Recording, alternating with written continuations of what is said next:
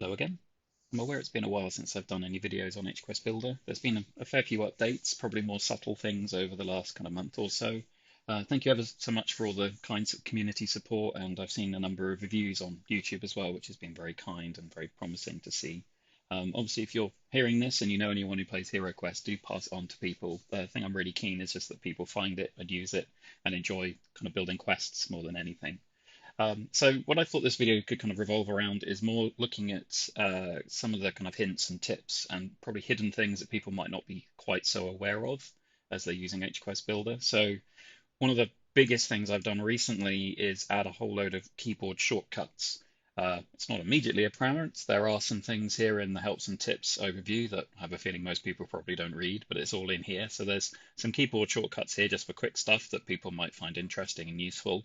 But equally, if you're on desktop, if you just hover over any of these elements, you'll see that you'll get a kind of prompt or tooltip that will tell you exactly how to place those. So the key thing is you can actually move. I'm doing this with just the cursor keys on my keyboard at the moment, so I can move my mouse completely out of the way and actually use pretty much hQuestBuilder now without having to use a mouse at all.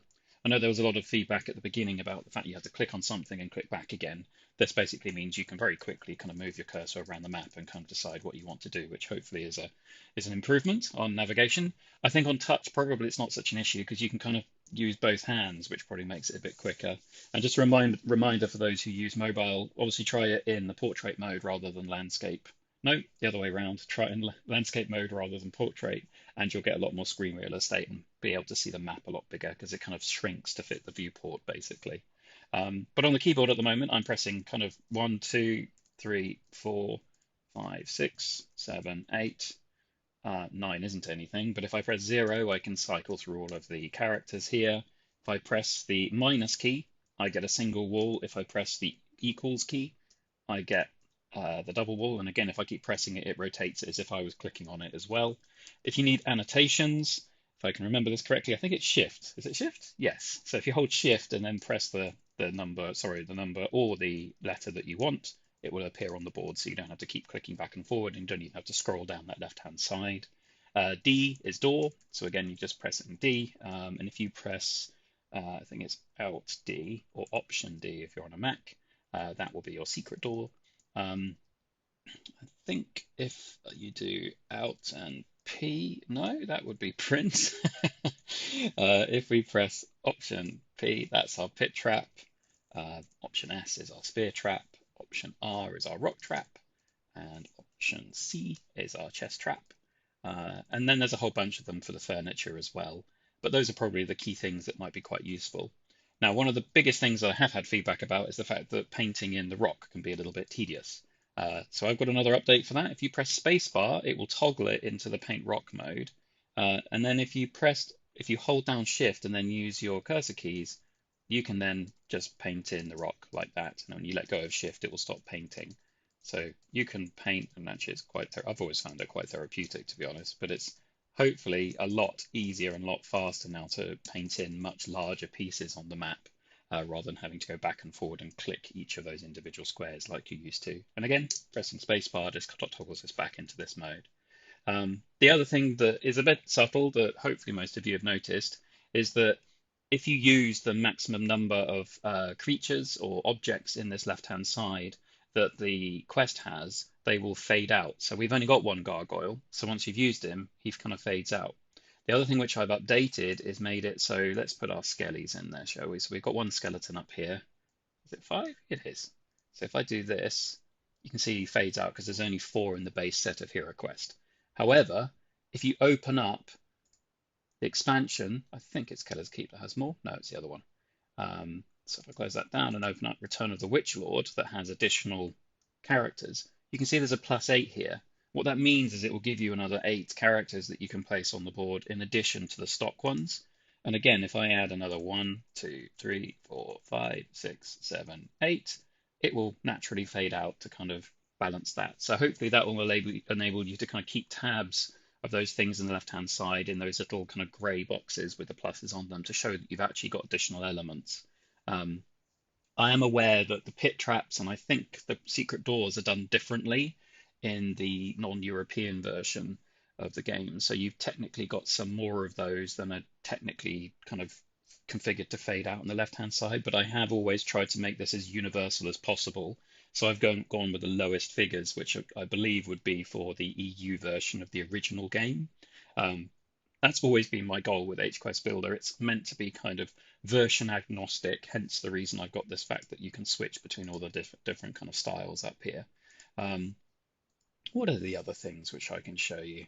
I think those are probably the main bits, really. I don't think there's anything too kind of massive that's happened other than things like we've got dark mode now. So if you're questing late into the night, you can toggle this to kind of keep your eyes a little bit less strained. Um, do get in touch if you're interested in signing up for the cloud beta. That's something which you can do via the contact form, which is here. So if you click that, fill it in.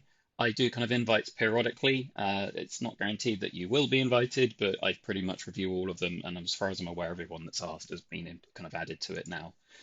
If you do join the cloud service or kind of cloud service, the cloud beta, it gives you a little bit of extra functionality. At the moment, if you're logged into hQuestBuilder and you go to this tab, you get a kind of preview for the cloud features, which are kind of upgoing. And also there's a link to fill in the beta form there. If you actually sign up, you get this. There is a polite reminder at the top here. I didn't really like doing this, to be honest, but it's one of those things where I am aware that there's been kind of takedown requests from Hasbro, which is a bit disheartening. But equally, you have to understand that if I allow you to then share your quests via hQuestBuilder, I then become responsible for hosting those quests. And although I know we're all frustrated and we all want to get hold of the quest books and things which came with the Mythic tier, for example, recreating them via hQuestBuilder is potentially going to put me in trouble and put me in a situation where I'm going to have to take things down and stuff. So please don't do it. Please just use it to build your own quests.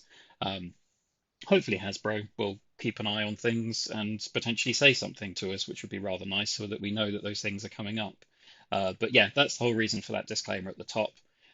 It's not a nice thing to have to write, but it's there just to kind of hopefully cover my back and just to remind people to not do that.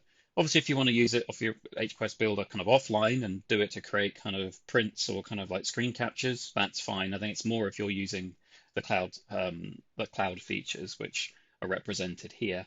So what you actually get if you've got the cloud features is you get a number of slots. I've got a lot because I'm allowed to give myself a lot, but most people who are in the beta at the moment and only have the 10, which basically means you can have 10 slots which are online.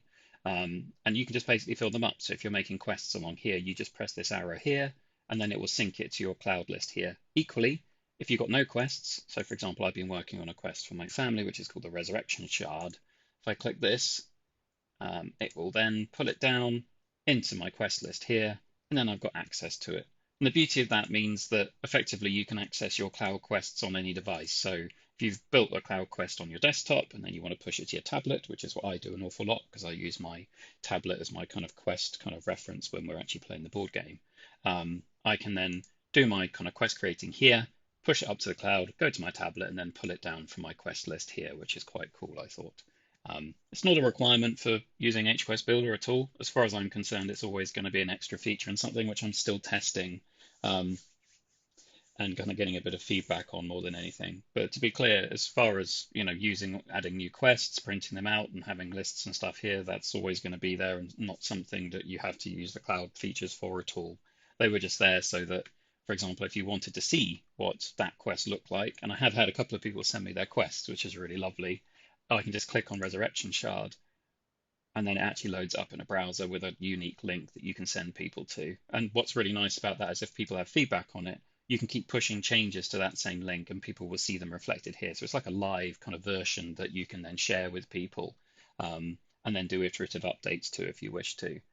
So it kind of makes it kind of non-static, but equally makes it so people have got a reference. And always, as always, if you print from this, it will print in exactly the same kind of formats and everything that you get from the main quest. That was interesting. I have just noticed. Oh no, it's because it's a long page. I thought I'd missed all the gubbins at the bottom. But that's pretty much it. A bit burbly from me today. But yeah, I just wanted to kind of go through and hopefully give a couple of tips and some hints about stuff which people might not be quite so aware of. Do use the print preview for kind of do screen capturing stuff. I think I covered that in the main introduction video, but it's something which people sometimes ask me about. And to get back, you just click the quest map. I'm probably going to go through and add some more kind of like contextual help messages because I'm aware that when people use this for the first time, they can be a little bit lost in some places. But hopefully, click around a little bit, have a bit of a play, and you usually find most of the stuff that you need. I'm always here though if you want to get in touch. There is all the information that you need to get in touch with me on the overlay here. If I can find it, so there's a get in touch here in all the kind of copyright gubbins, but I believe I've put something. There we go. Yep, contact me directly here.